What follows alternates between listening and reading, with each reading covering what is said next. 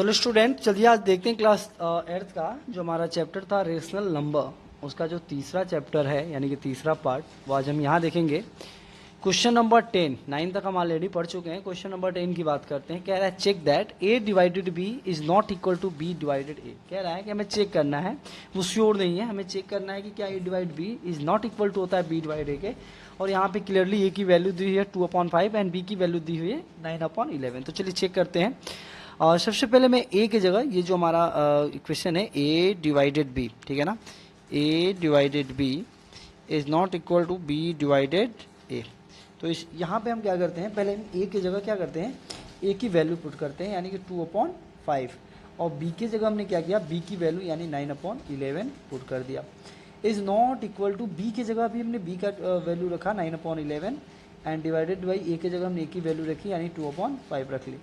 इसको सॉल्व करते हैं। इसको सॉल्व करने का तरीका आपको पता होगा, डिवाइड को इनटू करते हैं तो डिनोमिनेटर ऊपर और न्यूमरेटर कहाँ आ जाता है, नीचे आ जाता है। इज नॉट इक्वल टू 9/11, इसको इनटू करेंगे तो 5 हमारा ऊपर और 2 कहाँ आएगा, नीचे आएगा। सॉल्व करते हैं इसको।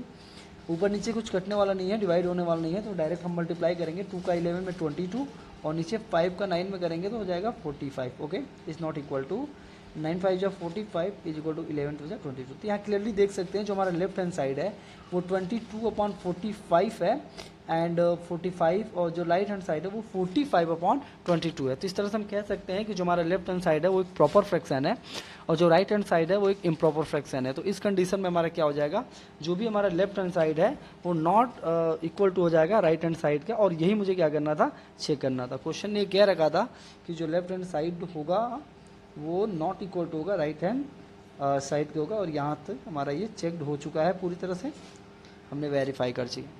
देखते हैं अगला question, question number 3। Okay, question number 11 कह रहा है find x plus y divided by x minus y. कह रहा है x प्लस वाई को डिवाइड करना है x माइनस वाई से if given that x is equal to 4/5 and y is equal to minus, ये पॉजिटिव है प्लस है, तो इन्होंने क्या रखा है कि x की वैल्यू 4/5 और y की वैल्यू -4/5 दे रखा है, और इन्होंने कहा है कि हमें फाइंड करना है x plus y divided by x minus y. तो यहाँ पे क्लियरली मैं देख सकता हूँ x की वैल्यू पुट करने जाऊँगा तो मुझे क्या मिलेगा, 4/5 प्लस है बीच में तो मैंने प्लस किया, और y की वैल्यू कितना है, -4/5 है, तो मैं यहाँ पे -4/5 लिख सकता हूँ। ठीक है, तो मुझे करना कुछ नहीं, इस तरह के क्वेश्चंस में करना कुछ नहीं होता है। x की जगह x की वैल्यू और y की जगह y की वैल्यू मुझे पुट करनी होती है। बीच में डिवाइड है, मैंने डिवाइड लगा लिया, और फिर यहाँ पे मैं अगेन x की वैल्यू x की जगह रखूँगा यानी कि 4/5, और माइनस y की जगह मैं y की वैल्यू रखूँगा -4/5। ओके, तो ये हमारे कुछ कंडीशन बनेंगे। अब यहाँ से मैं इसको सॉल्व करता हूँ। पहले ब्रैकेट को बॉड मास का यूज़ करके मैं पहले ब्रैकेट सॉल्व करता हूँ। डिनोमिनेटर जब क्या है, इक्वल होते हैं तो ऊपर वाले अपने आप जुटिया घट जाते हैं, तो ये 4 और प्लस माइनस -4 हो जाएगा। ओके, डिवाइडेड बाई यहाँ पे हो जाएगा 4/5 और माइनस माइनस कितना हो जाएगा, प्लस हो जाएगा 4/5। ओके, यहाँ तो क्लियरली ये 0/5 होगा डिवाइडेड बाई 8/5 होगा। क्यों होगा, क्योंकि हमने डिनोमिनेटर को इक्वल देख रखा है कि ये दोनों इक्वल हैं, तो ऊपर वाला अपने आप ऐड हो जाएगा। अब हो जाएगा 0/5 डिवाइडेड बाई 8/5। तो इस कंडीशन में क्या होगा, इसकी वैल्यू हो जाएगी 0 डिवाइडेड बाई 8/5। अब मुझे पता है कि 0 में हम कभी भी किसी नंबर का डिवाइड देते हैं तो वैल्यू क्या होती है, 0 ही होती है। तो इस तरह से जो हमारा x plus y divided by x minus y है वो क्या हो जाएगा, उसकी वैल्यू हो जाएगी 0 अगर x की वैल्यू 4/5 और y की वैल्यू कितनी हो, -4/5। तो ओके स्टूडेंट, अब हम यहाँ देखेंगे क्वेश्चन नंबर 12 जो हमारा है, verify whether the given statement is true और फॉल्स। यहाँ पे आप देख सकते हैं, यहाँ आप चाहे तो वीडियो को पॉज करके ये क्वेश्चन सॉल्व कर सकते हैं। मैं इसका एक्सरसाइज एक बना के और होमवर्क के फॉर्म में भी दूंगा आपको, और आप चाहें तो वीडियो पॉज करके यहाँ से भी कुछ क्वेश्चंस ले सकते हैं और अपना मतलब प्रैक्टिस कर सकते हैं। ओके, यहाँ पे क्वेश्चन नंबर 12 देख सकते हैं कि verify whether the given statement is true और फॉल्स। हमें बताना है कि जो भी स्टेटमेंट्स दिए हुए हैं वो ट्रू है कि फॉल्स है। तो यहाँ पे मैं देख रहा हूँ कि -7/8 को डिवाइड किया गया -7/, तो यहाँ पे -7/8 को देखने से पहले हम ये देख लेते हैं कि जो वैल्यू यहाँ पे है वही वैल्यू सेम यहाँ पे है, और हमें पता है कि जब दो इक्वल संख्या का डिवाइड करते हैं तो वैल्यू कितनी आती है, 1 ही आती है। तो इस तरह से ये ट्रू हो जाएगा। ओके, यहाँ पे देख सकते हैं किसी भी संख्या में जब हम 0 का डिवाइड देते हैं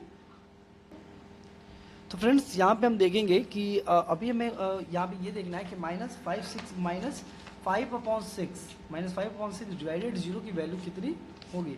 तो मैं आपको बता दूं फ्रेंड्स कि जब हम जब हम जीरो में किसी संख्या का डिवाइड करते हैं, किसी भी संख्या का, तो वैल्यू जीरो आती है। बट उसके अपोजिट जब हम किसी संख्या में जीरो का डिवाइड देते हैं तो वैल्यू जीरो नहीं आती है, बल्कि वो क्या होती है, नॉट डिफाइंड होती है। ठीक है ना, तो यहाँ पे हम नॉट डिफाइंड लिख देंगे। क्यों लिखते हैं, क्योंकि देखो और 0.4 का मतलब ये हो गया कि 4 का टेबल हम कितनी मरतबे पढ़ें कि जीरो आ जाए।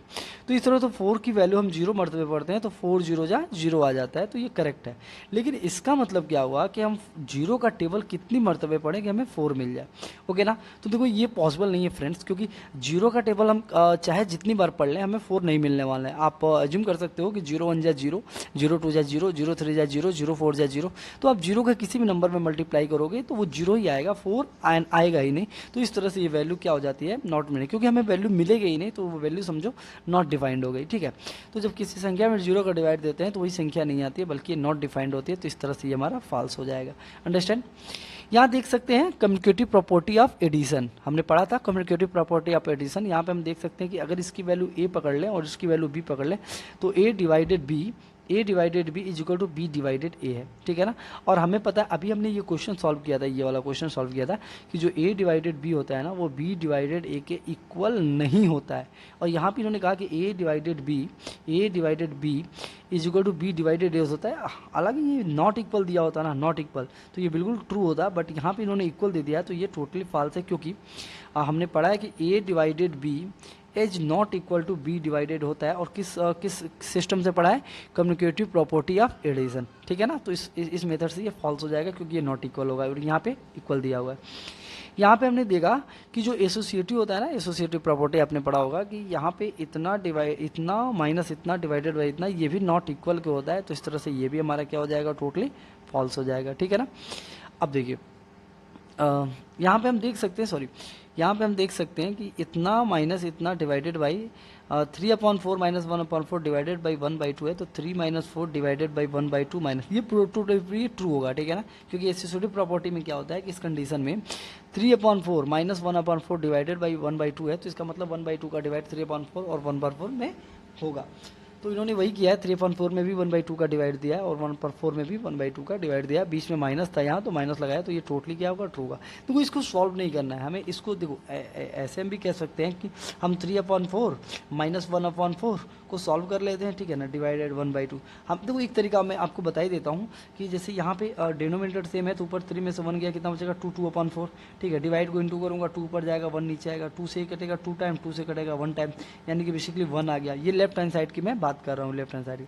अब राइट हैंड साइड की बात करूँ तो 3/4 डिवाइडेड बाई 1/2 है। ठीक है, और माइनस में 1/4 डिवाइडेड बाई 1/2 है। तो ऐसे कंडीशन में मैं क्या करूँगा, इसको लिख लूँगा 3/4 इंटू करूँगा तो 2/1 हो जाएगा, और माइनस हो जाएगा 1/4 इंटू करूँगा तो 2/1 हो जाएगा। अब इस तरह हो जाएगा तो 3/2 माइनस ये हो जाएगा कितना 2 बार में, तो ये हो जाएगा 1/2। अब डिनोमिनेटर सेम है तो कितना हो जाएगा 2/2 और ये कट जाएगा 1। तो देखो लेफ्ट हैंड साइड भी हमारा क्या आ गया, 1 आ गया, राइट हैंड साइड भी हमारा क्या आ गया, और 1 आ गया। तो जब left hand side right hand side दोनों 1 आ गया, इसका मतलब ये दोनों इक्वल है। तो देखो बेसिकली हम इस तरह से लेफ्ट हैंड साइड और राइट हैंड साइड को अलग अलग सेपरेटली सॉल्व करके भी बता सकते हैं कि क्या ये इसके इक्वल है।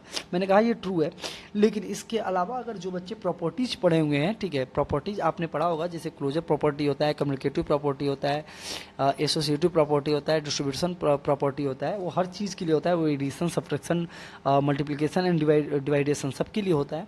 अगर आपने वो प्रॉपर्टीज पढ़े हैं तो आपको ये सॉल्व करने की जरूरत नहीं है, आप डायरेक्ट समझ जाओगे कि a minus B divided C is equal to a divided C minus B divided C होता है, और आप वहीं से आप इसको ट्रू सॉल्व कर सकते हो। तो आपकी मर्जी, आप चाहो सॉल्व करके कर लो, लेकिन अगर एग्जाम में आपको टाइम बचाना है तो आप क्या कर सकते हो, आपको इसको प्रॉपर्टी के बेस में बस करना क्या होगा कि अगर हम इसको ट्रू लिख रहे हैं तो ये लिखूंगा ट्रू यूजिंग, इसको हमने रीजन देना है कि अगर हम सॉल्व करते हैं तो समझो हमने क्या कहते हैं, वेरीफाई कर दिया, और अगर डायरेक्ट ट्रू देते हैं तो उसका रीजन देना पड़ेगा। रीजन क्या होगा, ट्रू लिख के हम नीचे रीजन देंगे यूजिंग ये कौन सा है, using associative property of division. Okay ना, तो ये अगर हम दे देते हैं रीजन तो इसको सॉल्व करने की नीड नहीं पड़ेगी। अंडरस्टैंड।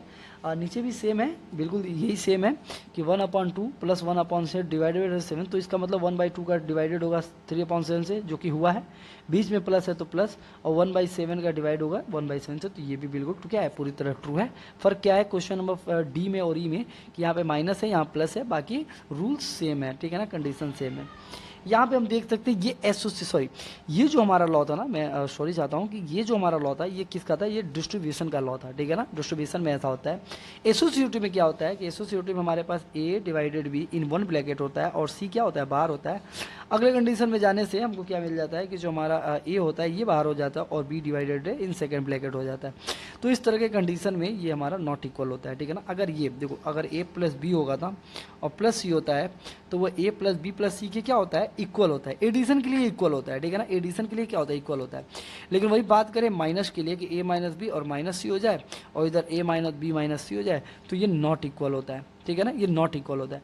और वही मल्टीप्लाई की बात करें ए इंटू बी इंटू सी हो जाए और इधर ए इंटू बी इंटू सी हो जाए तो इस कंडीशन में भी ये क्या होता है, इक्वल होता है। लेकिन अगर बात करें सब्ट्रैक्शन डिवाइडेशन की तो A divided B divided C is not equal to हो जाएगा किसके, A divide B divide C के, ठीक है ना। तो ये चार कंडीशन होते हैं, addition, subtraction, multiplication and division. तो इन चारों कंडीशन में ये होता है कि हमारा एसोसिएटिव की मैं बात कर रहा हूँ, ऐसे कम्युनिकेटिव का भी होगा, डिस्ट्रीब्यूशन का भी होगा, ठीक है ना। तो इस तरह से हमारा ये जो हमारा होगा वो टोटली रॉन्ग होगा। क्यों रॉन्ग होगा, क्योंकि ये नॉट इक्वल टू होगा, ठीक है ना। A divided B divided C is not equal to होगा A divide B divided C, okay. तो इस तरह से हमारा ये चैप्टर खत्म होता है। मिलेंगे हम अगले चैप्टर में, तब तक के लिए गुड बाय।